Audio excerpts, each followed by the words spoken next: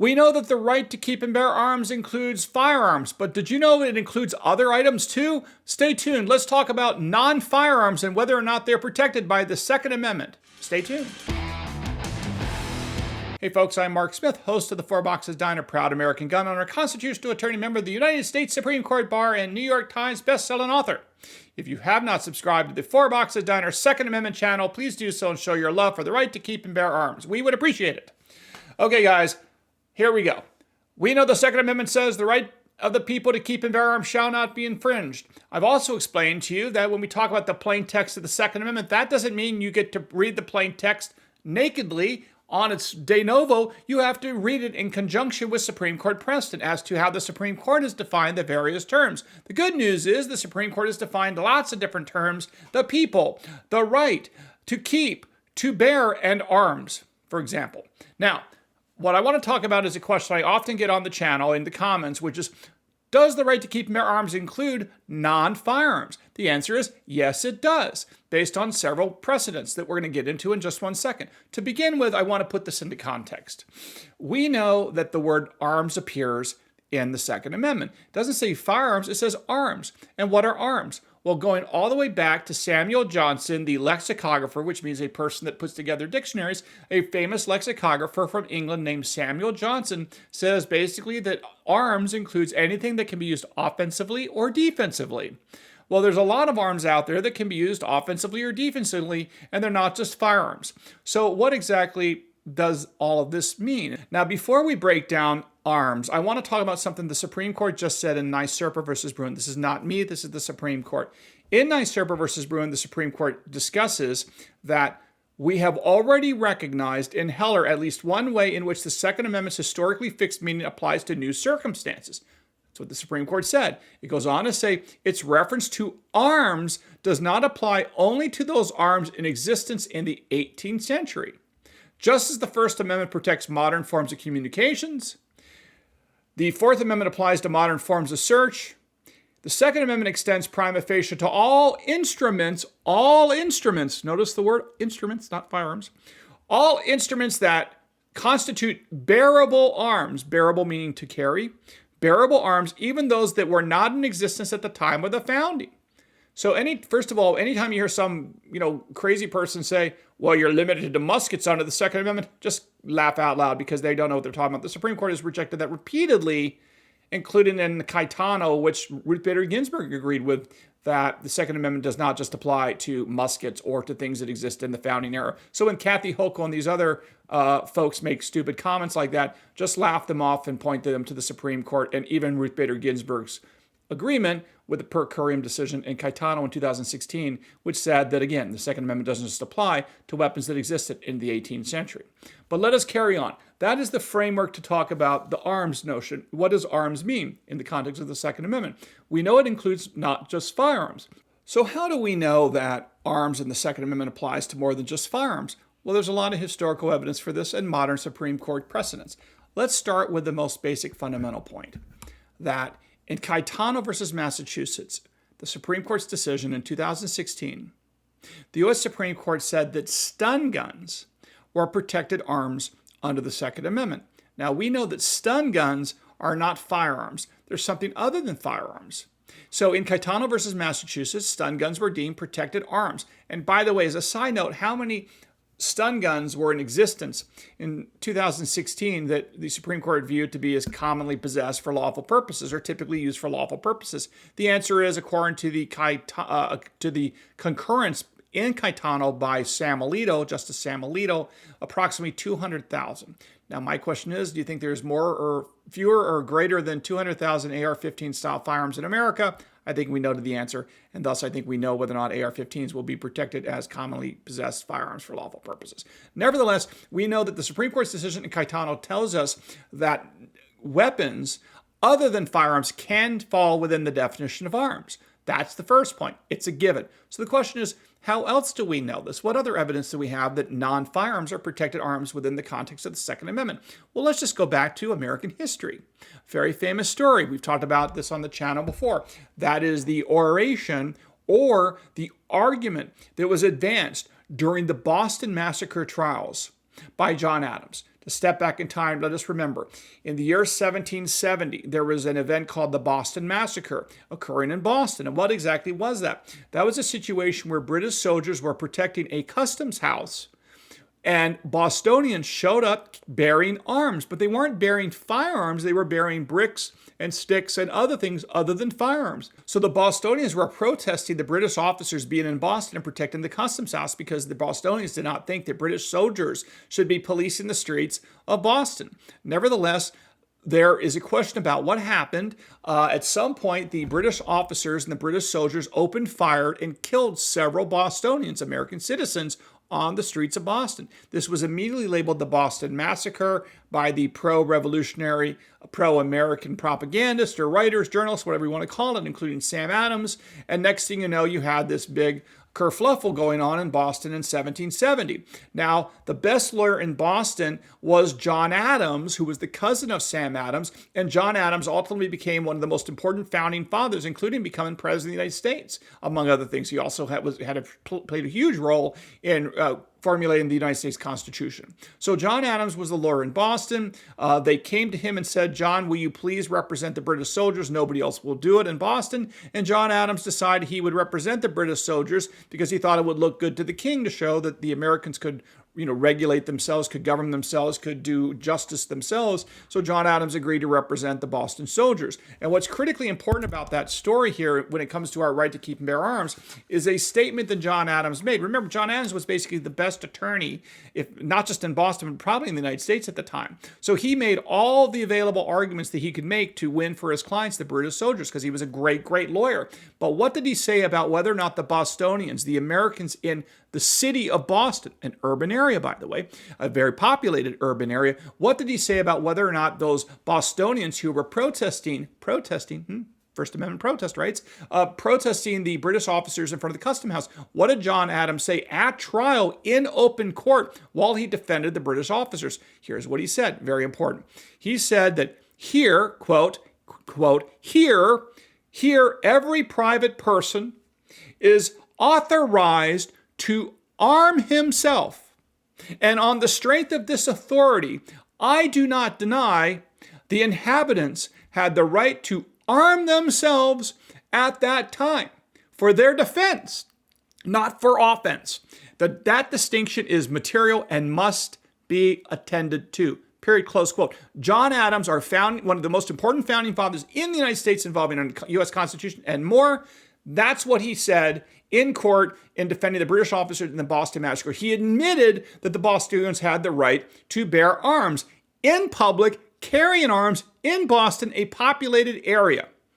Okay? Very important. So anybody that suggests that the right to keep and bear arms doesn't apply to cities, you just have to point to John Adams in Boston in 1770. Now, again, the key point here is that what arms was John Adams talking about that the Bostonians were carrying in front of that customs house as they protested the British soldiers in front of that building?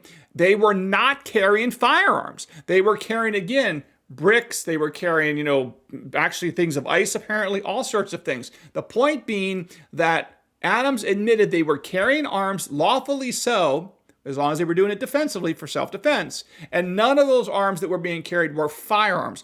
Further proof that the word arms in the Second Amendment does not just apply to firearms. In addition to the Caetano case that deals with stun guns, not firearms, we also know that historically the Bostonians in Boston were carrying arms according to John Adams, and those arms were not firearms either. Now, let me carry on. There's further proof of this. I want to talk about I'm going to link these two cases before. For those of you who are super, super geeky on the Second Amendment, the right to keep and bear arms in America, I'm going to make your day here. I'm going to put a link to two very important cases involving, believe it or not, the Oregon Supreme Court. One from 1980 and one from 1981. Very well-reasoned, very smart justices on the Oregon Supreme Court in 1980 and 1981. In both of those cases, they dealt with bans on the possession of billy clubs. Those, of course, are the clubs that, or sticks, whatever you want to call them, that police officers often carry for various reasons, right? And it turned out that Oregon had banned billy clubs, the possession of billy clubs. So there were multiple challenges in criminal cases involving individuals that had been arrested with the so-called billy clubs. And the question was whether under the Oregon Constitution, were these protected arms or not? The first Oregon Supreme Court case was a 1980 decision called State of Oregon versus Kessler. And in this 1980 decision, the Oregon Supreme Court addressed what is the meaning of the right to keep and bear arms in the context of the Oregon Constitution. And they concluded, having done the analysis, that indeed arms do not just include firearms, they also include other types of arms. They go through a very good analysis. They actually quote one of our favorite people here, one of the early Supreme Court justices, Joseph Story, who, as you know from this channel, once called the right to keep and bear arms among citizens the palladium of liberty, meaning the most important aspect of human liberty is the ability to arm yourself and protect yourself, your family, your country, your community. And that was Supreme Court Justice Joseph Story said that in the early 19th century, and the Oregon Supreme Court quoted him in 1980 in the State versus Kessler decision. What was the ultimate decision in the State versus Kessler? Well, in that case, they struck down the Oregon statute that banned the possession of billy clubs, i.e. clubs. Those are arms. They said these are arms, but they're not firearms, but they're still protected arms under the Oregon Constitution. And this is the holding of Oregon versus Kessler, 1980. Quote, our historical analysis of the Oregon Constitution, the relevant provisions, indicates that the drafters intended arms to include the hand-carried weapons commonly used by individuals for personal defense. By the way, do you see the critical language there from Oregon in 1980? Commonly used. Commonly used. That's critically important to not just our standard capacity fights, but also AR-15 fights going forward. Oregon Supreme Court, 1980. This is before Heller, which is 2008, right? Okay? Again, Oregon Supreme Court, 1980 says, our historical analysis of the Oregon Constitution indicates that the drafters intended arms to include the hand-carried weapons commonly used by individuals for personal defense. The club is an effective hand-carried weapon which cannot logically be excluded from this term, meaning arms. We hold that the defendant's possession of a billy club in his home is protected by the Oregon Constitution's right to keep and bear arms. I paraphrase that last part. I'm not going to quote the specific article. You can check it out for yourself. So the bottom line is in 1980, the Oregon Supreme Court says that billy clubs are protected arms under the Oregon Supreme Court, relying mostly on the historical authority that the Supreme Court ultimately used to consider arms in the context of the Heller and decision, as well as Caetano, McDonald, and of course, Bruen. Now, that was involving an individual who was arrested with a billy club in his home.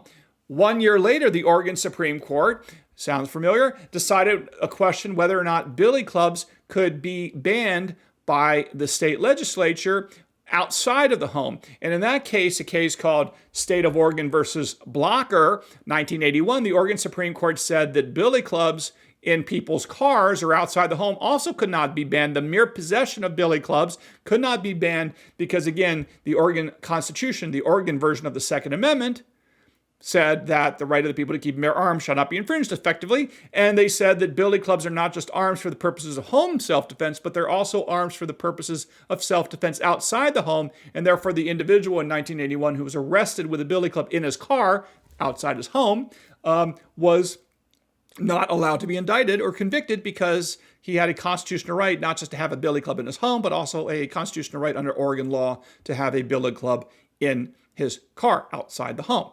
So there you have it. So to start with, we know that John Adams said arms other than firearms were protected arms in Boston. We know that the Caetano case by the U.S. Supreme Court in 2016 said that stun guns, not firearms, are protected arms. We obviously know firearms are protected arms from the Heller, Bruen, and McDonald cases. We also know from the Oregon Supreme Court that billy clubs are protected arms both in the home as well as outside the home as protected arms. But I'm going to give you one final nail in the coffin as to whether or not arms extends beyond firearms. And that is a New York case, believe it or not. That's right. I said it right. A New York case, a United States District Court decision out of the Eastern District of New York that is based in the borough of Brooklyn, just outside of Manhattan. And in a decision written by Pamela Chen, a United States District Court judge, published in 2018, this case, believe it or not, involved a martial arts tool called nunchucks. Most of you may remember nunchucks. Those are the sticks with a piece of rope between it, as I believe, and I think you can swing it around and obviously do things that I'm not capable of doing, but I'm sure many of you are familiar with martial arts training and also with the use of nunchucks. Now, my first before I even get into this decision and why it's important, my first comment is, how are nunchucks any different than a jump rope, which are